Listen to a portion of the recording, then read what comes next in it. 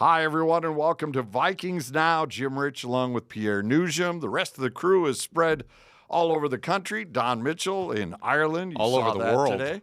That's true. All over That's the true. world. Northern Hemisphere? Yeah. Would that be? Yeah. Northern half from the equator north. And then you have Ahmad Hicks traveling with the Lynx down in Phoenix, trying to salvage their season. But speaking of salvaging seasons,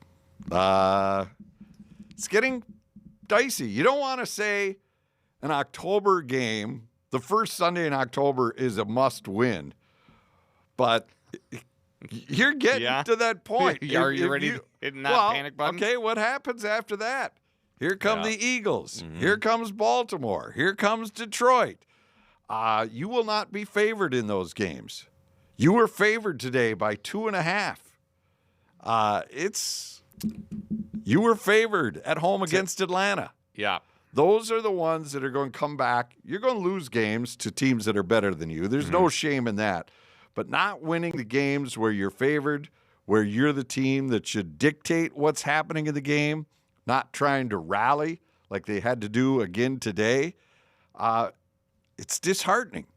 And you see the offensive line falling apart before our eyes.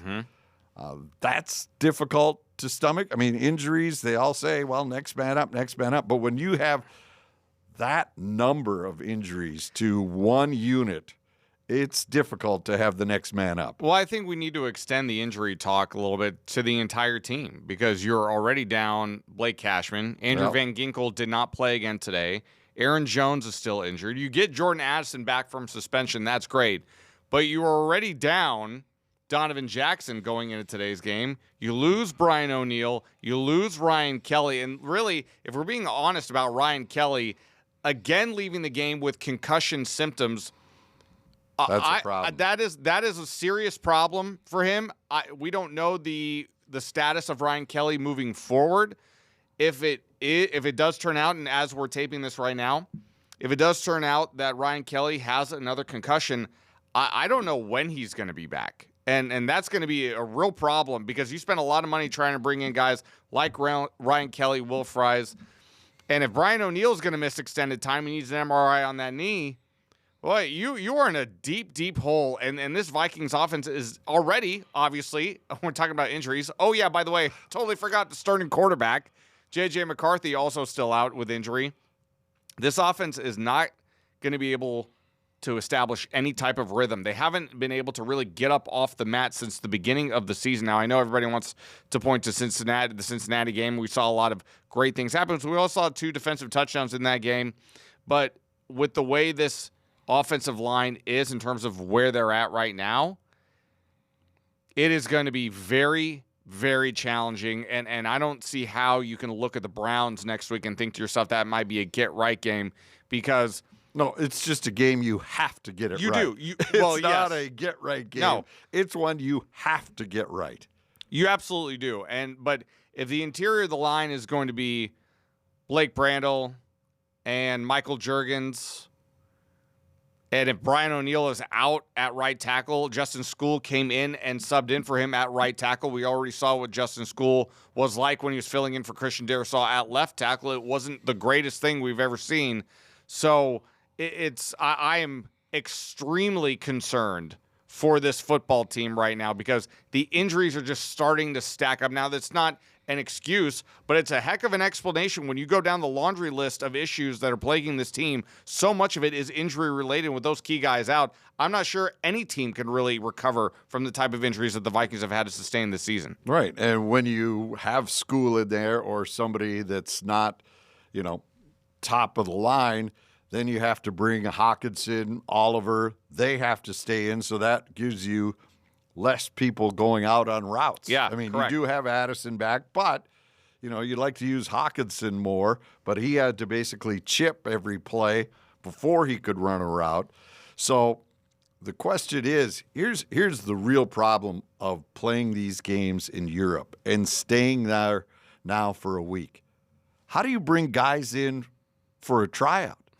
Okay, say you need a body. We're not going to guess on which Viking player, but just say player X is out. you don't have anything with you. So you're going to fly a couple of guys over and say, hey, how'd you like to come to London and practice with us on Wednesday, and we'll see which one we want to keep. They may have to. I know it's. But that's not ideal. I know it's unorthodox. Obviously, it's completely unorthodox, but that's the hand that Minnesota's been dealt right now. And listen, you have to field 53. So, even though they're not all going to be healthy, I mean, you need bodies, and right now the Vikings need bodies. But my question is, and you people can comment as well about this in the comments. We read them all. We'd love to hear from you guys. Is the NFL going too far with this stuff? Because now we're getting to the point where, all right, it's fine to go over, come back, and then we can rebuild ourselves. But the Vikings had to ship everything. They put stuff on boats. They've been working on this for months, these 2 games, to try to make sure that they're competitive. Yeah. And now, this week is the first time where a team has played in 2 different countries, back-to-back weeks, and they have to live over there. They've got a TCO 2.0 sitting over there in London that they will go and see on Monday and try to figure out, all right, this is cool, this works. And logistically, I know it's going to be fantastic because the Vikings have not, scrimped a dime to make sure this works. They've spent the money.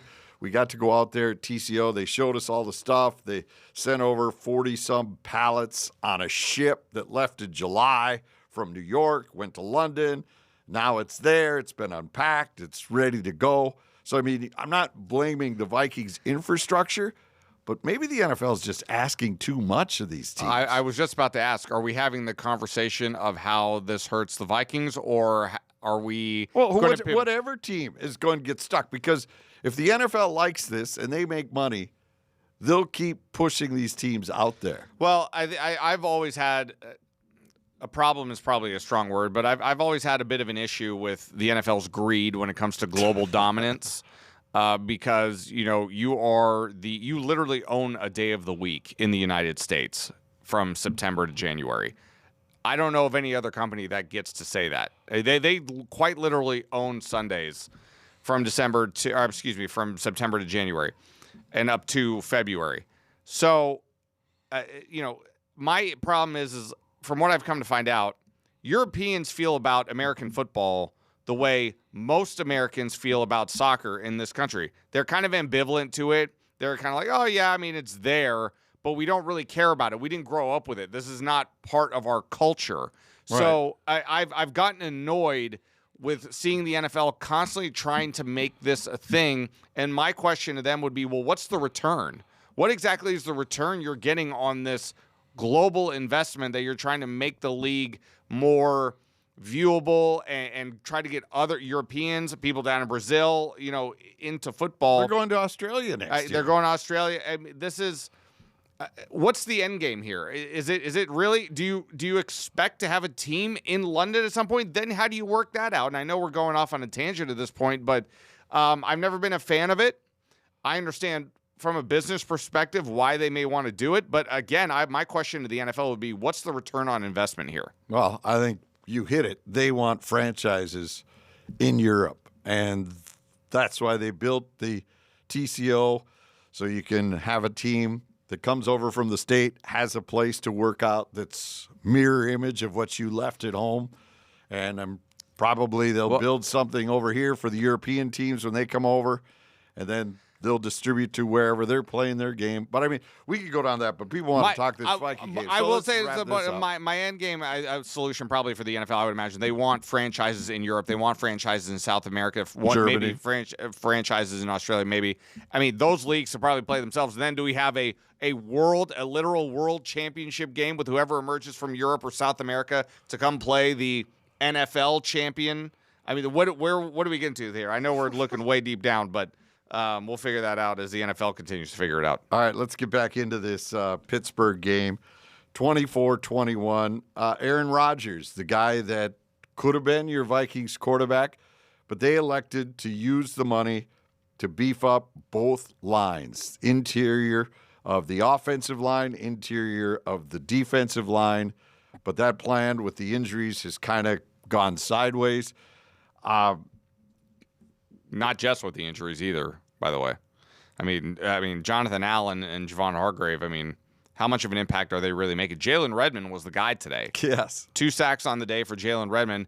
And you and I were talking about it off camera. Pittsburgh was atrocious running the football heading into this game. They were already without Jalen Warren, who's a dual threat back out of the backfield, can catch passes about as good as any running back in the NFL. Kenneth Gainwell steps in and fills his role admirably. I mean, it's as if Jalen Warren didn't even matter. Kenneth Gainwell came in and was Jalen Warren 2.0 today. And the Steelers offense really didn't miss a beat without Jalen Warren. And Minnesota really had no answer for him on the day. So you mentioned you spent all that money up front. Right. What are you getting here right now with this defensive? Right now, defensively is not really where I'm worried with this team, but I mean, it's something that emerged from today's game that is worthy of a topic of conversation. Well, the Steelers they got gashed by Atlanta as well. They did. Right? Yeah, oh, yeah, they did. So that's another one. No doubt. Right? So there's a pattern here. You could say that. And Steelers came in averaging 3.1 yards per game. Today, 4.5. That 3.1 last week, third worst in the entire National Football League. Not great. Yeah, it's so not great you today. should have been able to shut the run down so you could get after Rodgers. Instead, after he got hammered on that first snap by Redmond, it was like, okay, I'm getting rid of this ball now. Yeah. And he was getting rid of that thing lightning quick. He really was. And, they moved D.K. Metcalf around the field, especially in that first half, and it worked out to their benefit. I mean, D.K. was just moving around and catch him quick over the middle. Like you said, Aaron Rodgers, the ball was coming out of his hands really fast. One of them resulted in that 80-yard touchdown pass where, D.K. Metcalf, my gosh. I mean, the guy is just a physical specimen, just jacked, lightning fast, and he is just a headache to deal with. So, defensive, I want to say I'm not worried defensively because, again, no Cashman, no Van Ginkel. That does make a difference in this defense. Make no mistake about it. No doubt. But, at what point do we start asking Brian Flores, hey, what's going on here up front in terms of stopping the run? Because 2 out of the 4 games, you haven't been able to do it. Yeah. And, switching now to the offense. Yeah. Okay. 3rd and longs. The Vikings are the second worst team in the NFL coming into this game against Pittsburgh. And today they went 1 for 9 in what the NFL terms 3rd and long. So 6, 7, 8. 7 and more, I believe. Yeah. So you're sitting at that situation. So I don't think this has an answer. Maybe it does. But with the line as beat up as it is, I don't know how you get yourself out of these situations. But the line wasn't beat up as badly as it was today. So how do you fix these things? What do you do with Wentz?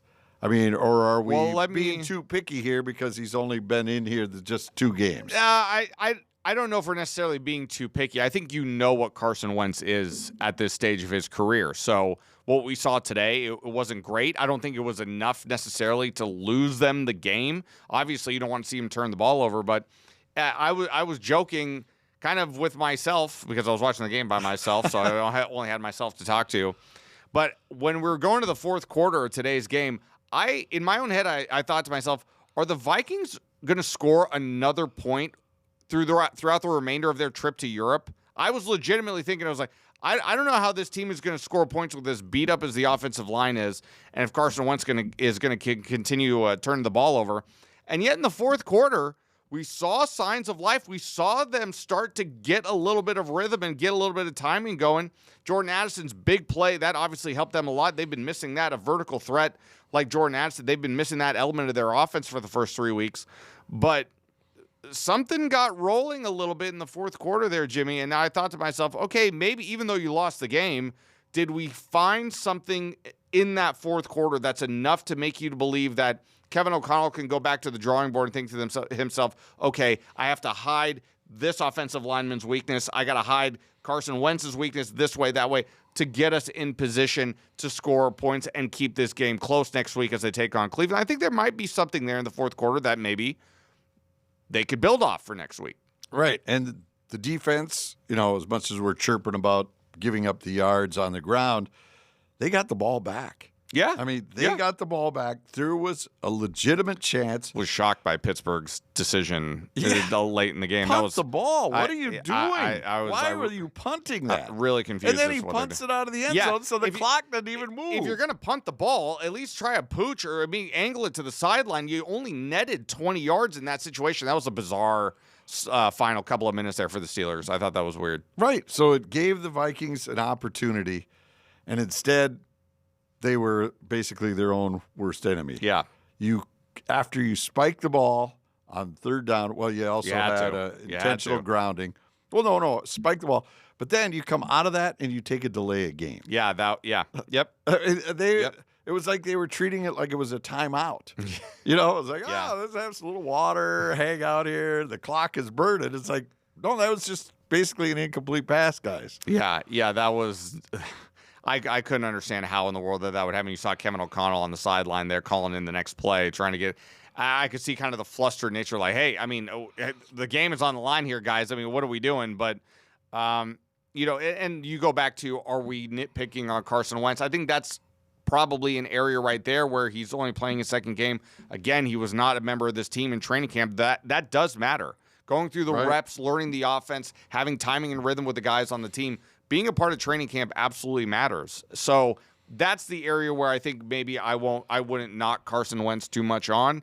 But again, he has enough experience in this league to where, and I know after the game, Kevin O'Connell was talking about the clock was turned off at that end of the field where he normally would see. So Carson Wentz didn't see. Right. It wasn't right in your line of vision. Correct. He could not physically see how much time was left in the game. So did that have something to do with the play clock? Yeah. Did that have something to do with it? I have to imagine it did. Yeah, it's a different stadium, and they're not, it's the same as all NFL setups, so things are a little wonky, and, there wasn't a clock there apparently that he could see, and so that may have caused the malfunction of the offense there. But penalties. Can we blame that on the offensive line, too? How many today? 8 penalties for 82 yards. 8 penalties again. So, if we're going back to the start of the season, Jim. Yes. If memory serves me right, 8, 13, and now 8 again. That is a grand total of 37 penalties accepted in 4 games. That is a huge. We talked about it last week. That was exactly one of the points of conversation that we had last week on this very show, was it not? We said, listen, even though everything was A's across the board for the most part against Cincinnati with how they performed at home against Cincinnati, you still committed 13 penalties in that game. This is now an alarming trend for this team. And yes, to answer your question, some of that has to do with the lack of synchronization along the offensive line. The Vikings have yet to have a game in which all 5 of their regular starters that they expected to start the season, we have yet to see a game where all 5 have been starting. We're probably not going to get it next week. Then you go into the bye. And then in week 7, you're hoping that everybody across the offensive line is healthy enough to play. We may not see it until week 7. This a fully healthy left to right. It could be longer than that. It very well could.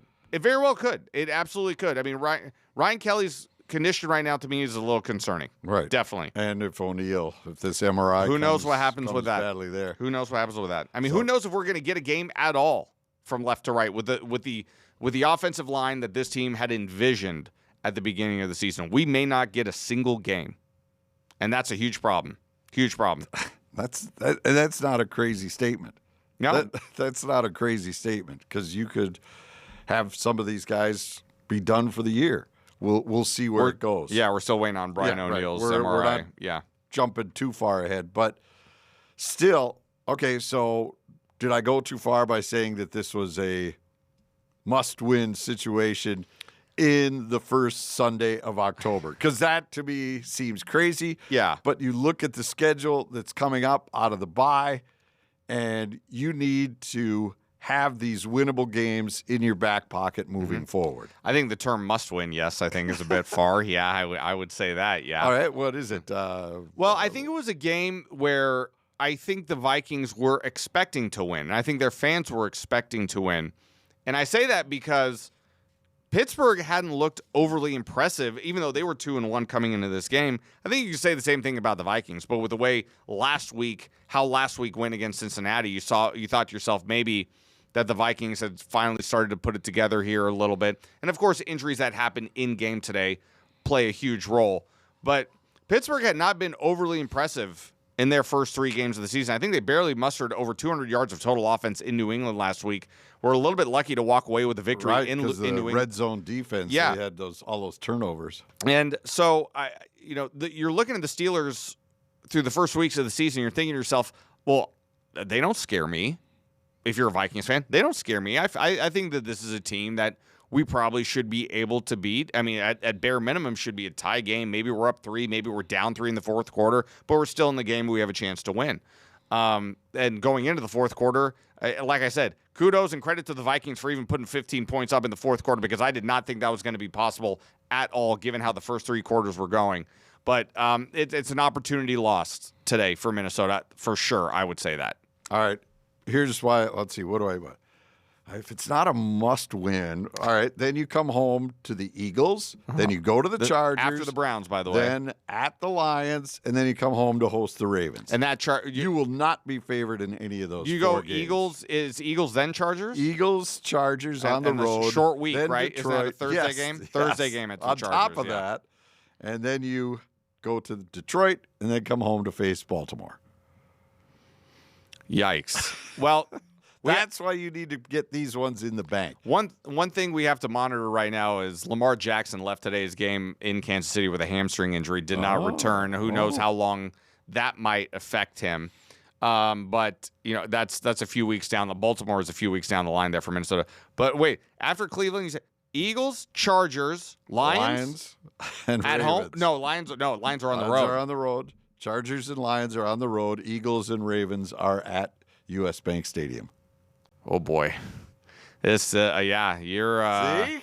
This was a game. It right now, if you put it in that context, right now, it certainly looks like a game the Vikings absolutely needed to have. Because if Baltimore gets fully healthy, even though Baltimore's defense in its own right, they have not looked good at all this year. But that was the case last year, too. Baltimore had a tough time defensively getting it going until the second half of the season when they really started to turn things around. But, on paper, like you said, I don't think Minnesota is going to be favored to win in any of those games. I think you're right. All right, so are we going too far by saying that the Vikings messed up the backup quarterback position? Because or do we have to wait until there's some semblance of an offensive line to pass judgment on Wentz?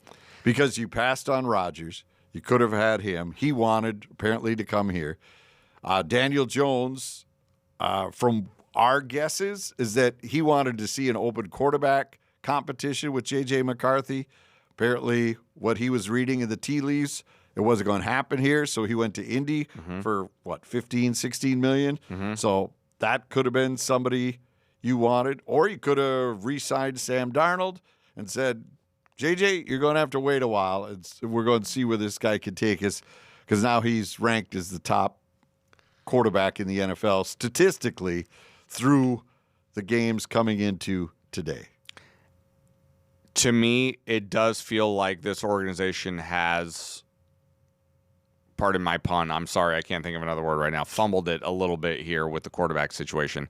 Now, I'm not ready to, I don't want to pile on Carson Wentz, but again, I'll go back to, I will absolutely stand by my statement of Carson Wentz is what he is at this stage of his career.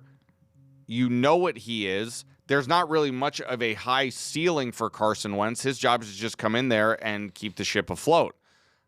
J.J. McCarthy has played in just 2 games. I still want to see more from J.J. McCarthy. It's an incomplete right now with J.J. McCarthy, and there's a lot more room to run with J.J. McCarthy to see what he is. But again, going back to what we've been talking about, it feels like for the second week, maybe even the third week in a row, I don't understand how you could look Daniel Jones in the eye and allude to the fact that this would not be a quarterback competition between you and J.J. McCarthy. Why? J.J. McCarthy had not proven anything up to this point. And I know you want to establish yourself, and that's you want to find yourself in the position that the Vikings win when you have a rookie quarterback and you can spend the money around him. Hopefully you can hit a home run. And that's what they did by beefing up both the lines. Sure. Spending the cash there. Sure.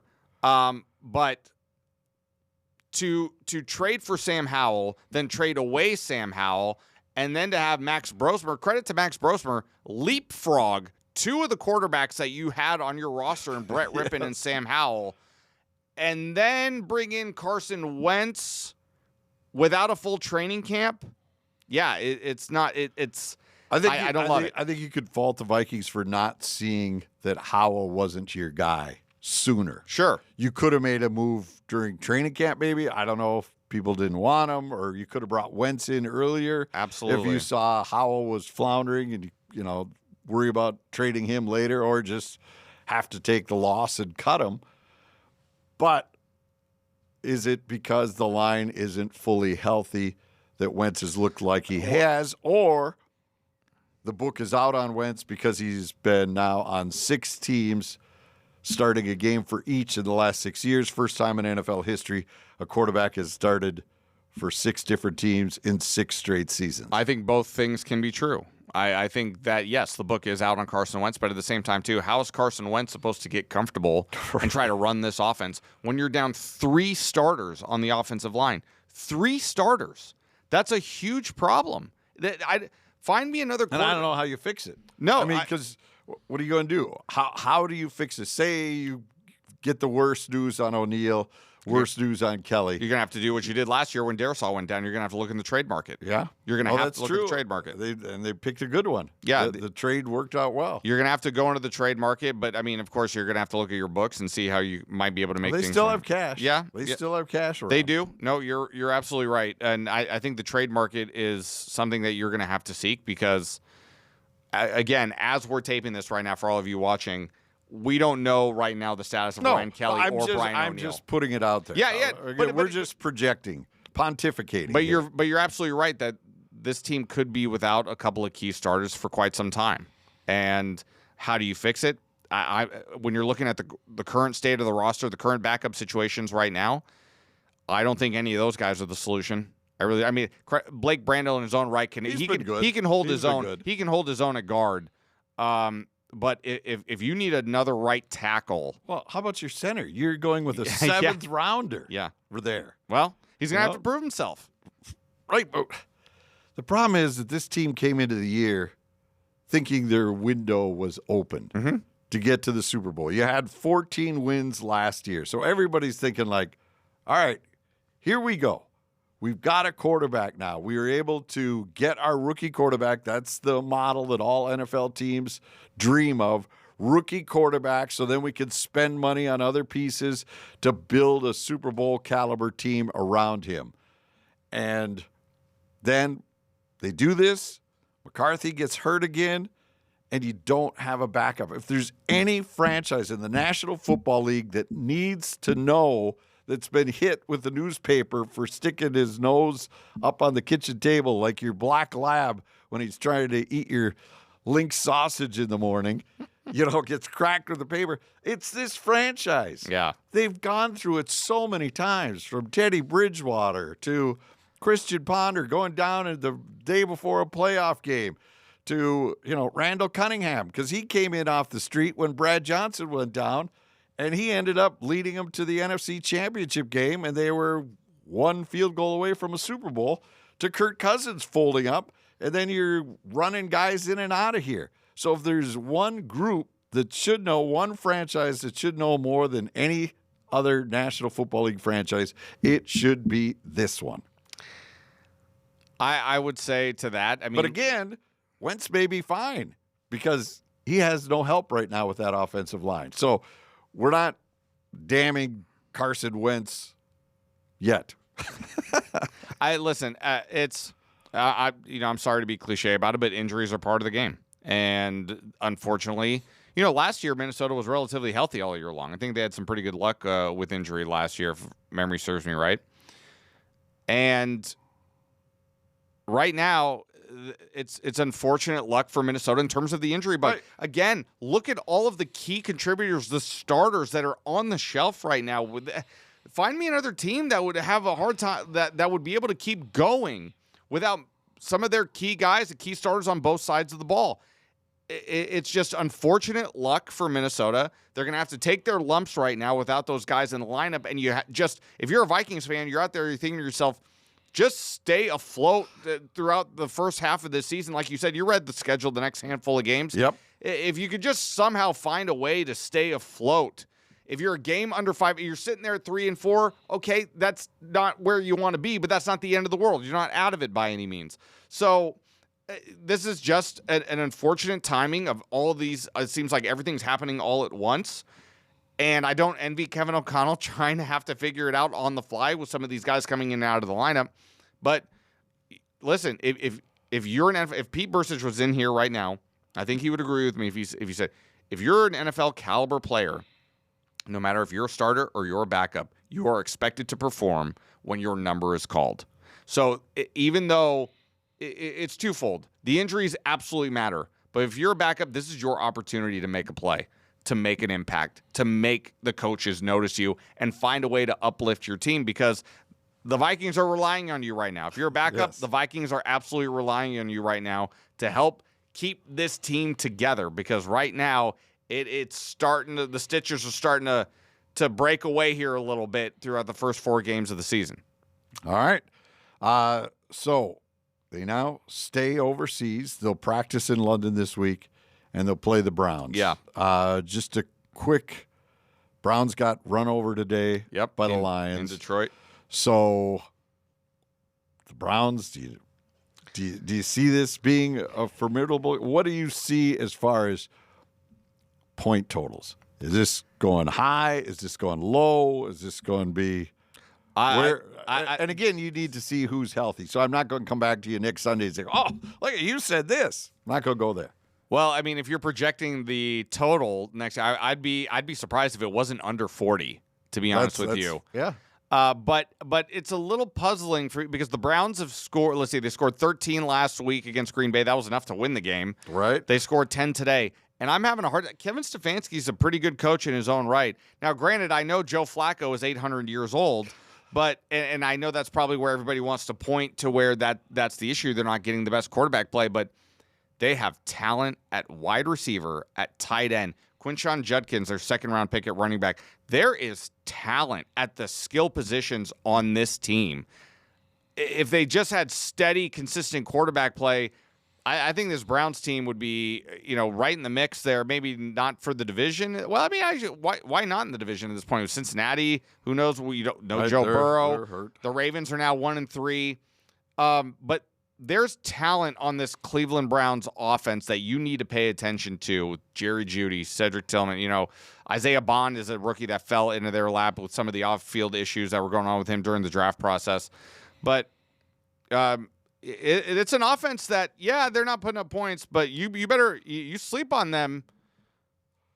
Damage can be done. There's talent at the skill position players in Cleveland. All right. Well, that'll do it for this edition, and we will talk to you next week. Vikings fall to the Pittsburgh Steelers in Ireland, 24-21.